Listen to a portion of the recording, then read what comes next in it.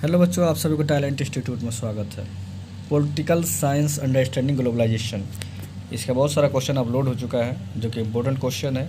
और ये next question है, क्या वैश्वीकरण ने राष्ट्रों के अंदर और उनके बीच असमानताओं को बढ़ाया है? परीक्षण कीजिए। ठीक है, तो आर्थिक वैश्वीकरण वैश्वीकरण के 3 मुख्य आयामों में से एक है जो आमतौर पर अकादमिक साहित्य में पाया जाता है। जो 2 अन्य राजनीतिक वैश्वीकरण और सांस्कृतिक वैश्वीकरण के साथ साथ वैश्वीकरण का सामान्य शब्द है। आर्थिक वैश्वीकरण माल, पूंजी, सेवाओं, प्रौद्योगिकी और सूचना के व्यापक अंतर्राष्ट्रीय आंदोलन को संदर्भित करता है। यह माल, सेवाओं, प्रौद्योगिकियों और पूंजी के सीमा पर आंदोलन की गहनता के माध्यम से दुनिया भर में राष्ट्रीय, क्षेत्रीय और स्थानीय अर्थव्यवस्थाओं के बढ़ती आर्थिक एकीकरण और अन्योन्याश्रयता है।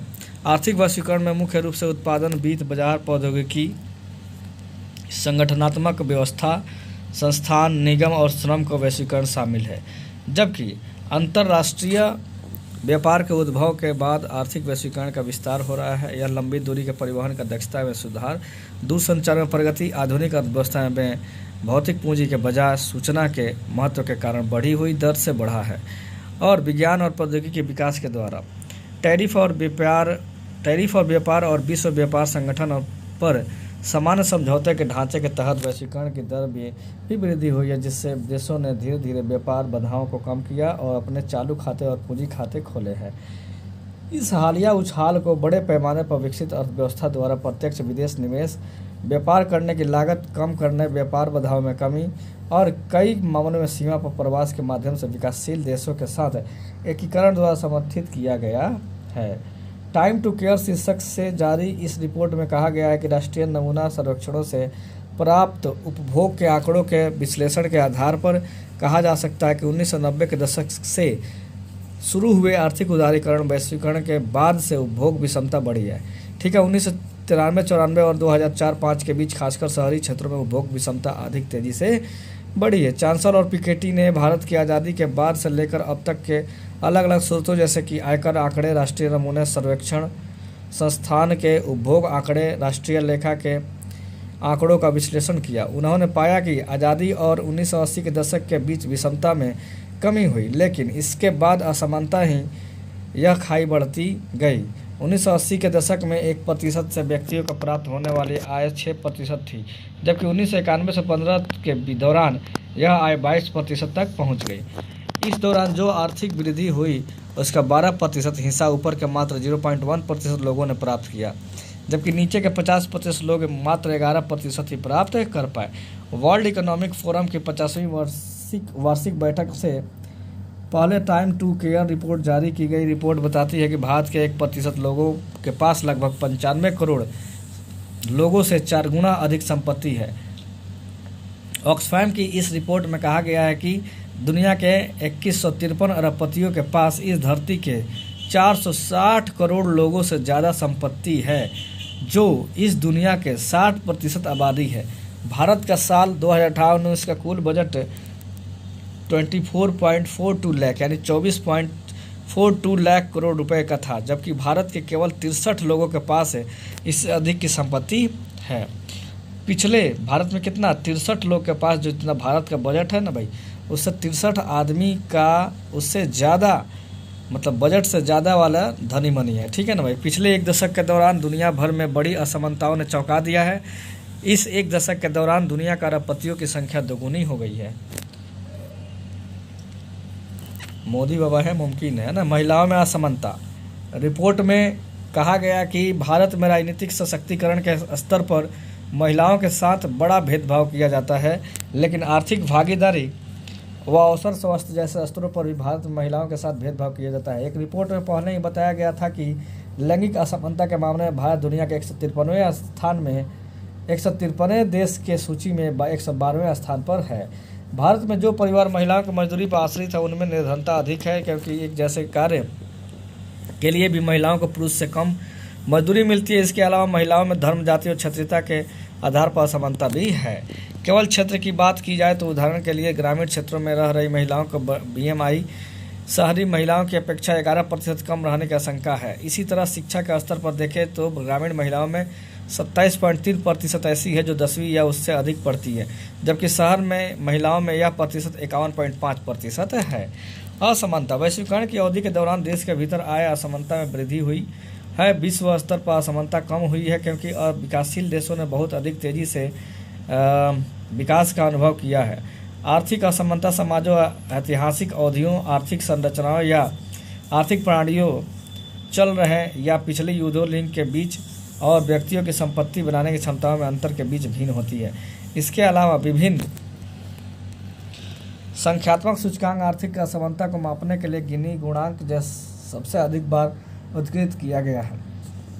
आर्थिक समानता भी शामिल इक्विटी परिणाम के समानता और बाद में अवसर की समानता। हालांकि पहले के अध्ययनों ने आर्थिक असमानता को आवश्यक और लाभकारी माना। कुछ अर्थशास्त्री इसे एक महत्वपूर्ण सामाजिक समस्या के रूप में देखते हैं। प्रारंभिक अध्ययनों से पता चलता है कि अधिक समानता आर्थिक विकास को रोकती है। असमानता परिवर्तन और विकास परिवर्तन के बीच अंतराल के लिए जिम्मेदार नहीं है। बाद में अध्ययनों ने दावा किया कि निरंतर आर्थिक विकास के सबसे मजबूत निर्धारकों में से एक आय असमानता का स्तर है।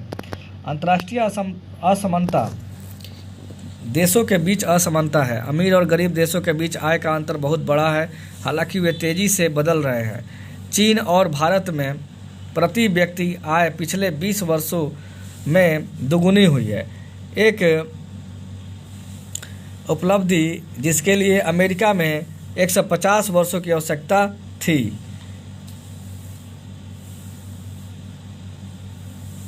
ठीक है, इसके अनुसार संयुक्त राष्ट्र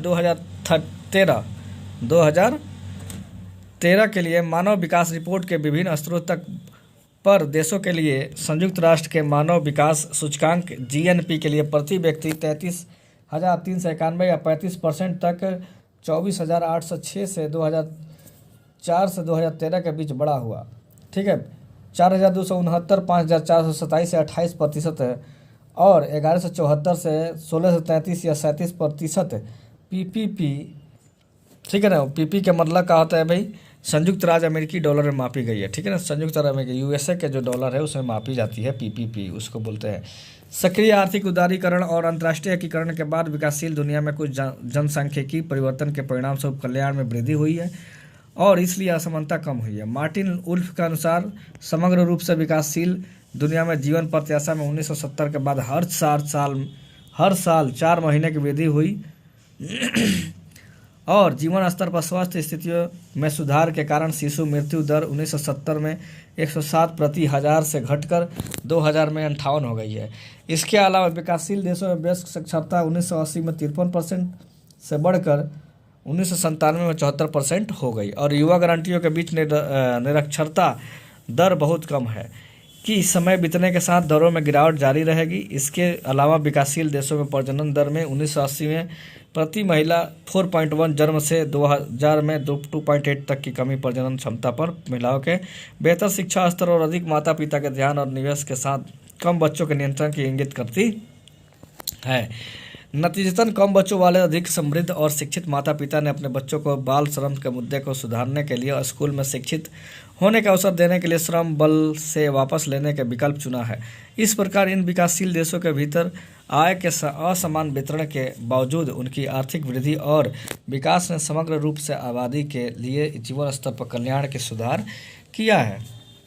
अंतर्राष्ट्रीय निवेश या व्यापार से प्रेरित आर्थिक विकास स्थानीय आय असमानता को बढ़ा सकता है क्योंकि अधिक शिक्षा और कौशल वाले श्रमिकों को उच्च भुगतान वाला काम मिल सकता है। इसे शिक्षा के सरकारी वित्त पोषण से कम किया जा सकता है। एक और तरीका है कि वैश्वीकरण आय असमानता को बढ़ाता है किसी विशेष वस्तु या सेवा के लिए उपलब्ध बाजार के आकार को बढ़ाकर।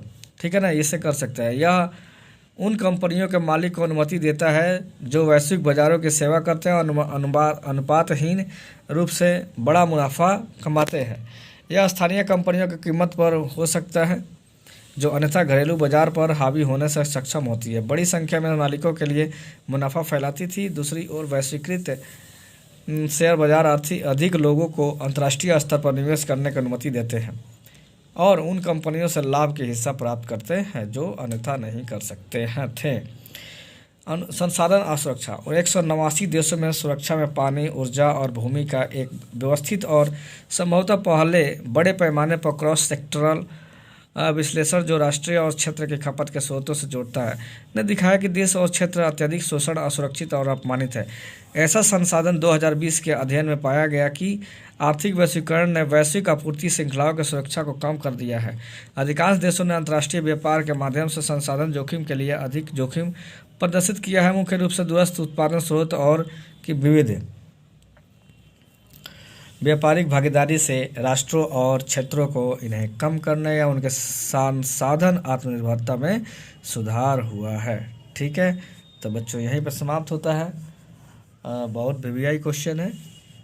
ओके, तो चलिए इसको आप लोग पढ़िए और फिर आप लोग पढ़ करके अच्छे से पेपर दीजिए। मेरा बेस्ट विशेष आप लोग के साथ है। ओके बच्चों, फिर मिलते हैं अगले वीडियो में। थैंक यू सो मच बच्चों।